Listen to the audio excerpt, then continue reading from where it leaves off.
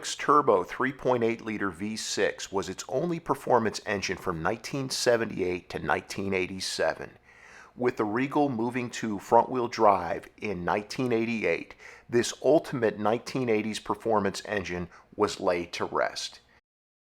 The 1986 to 1987 Buick Grand National and other 1986 to 1987 turbo-equipped Regals, along with the mighty 1987 Buick GNX, were the best American performance cars of the 1980s.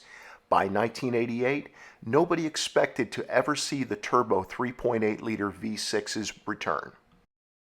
Fortunately, fate stepped in and the Buick Turbo V6 had one more big date with destiny in another GM car. This time it was Pontiac's turn to stomp out the competition. Pontiac, during the pre-production development of the third generation 1982 to 1992 Trans Am, had looked at the possibility of placing Buick's Turbo 3.8-liter V6 into the 1982 Trans Am's engine bay since GM canceled the Pontiac 301 cubic inch V8 at the end of the 1981 model year. However, Pontiac decided instead to go with Chevrolet's small block V8. By the late 1980s, when Pontiac was planning a 20th anniversary edition of its 1989 Trans Am, with Buick's help, it resurrected the defunct turbo 3.8-liter SFI V6. Pontiac engineers had to make some modifications to the Buick Turbo V6 to make it fit in the Trans Am's engine bay, which was smaller than the rear-wheel drive G-body Regal. The end result was a horsepower rating of 250 and 340 pound-feet of torque. Car and Driver magazine, June 1989, was able to obtain a quarter mile of 13.4 seconds at 101 miles per hour and 0 to 60 miles per hour in 4.6 seconds with the Turbo 20th anniversary Trans Am.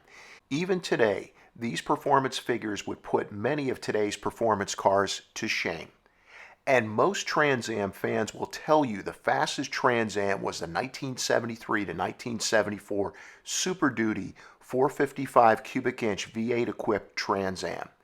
Hot Rod magazine back in the day obtained a quarter mile of 13.54 seconds at 104.29 miles per hour with a 1973 Super Duty Trans Am, which is the same performance as the 20th anniversary Trans Am. In other words, with the 20th anniversary Trans Am, it didn't get any better for Trans Am fans. It was the ultimate warrior, and due to its superior aerodynamics, there was no top speed limiting chip.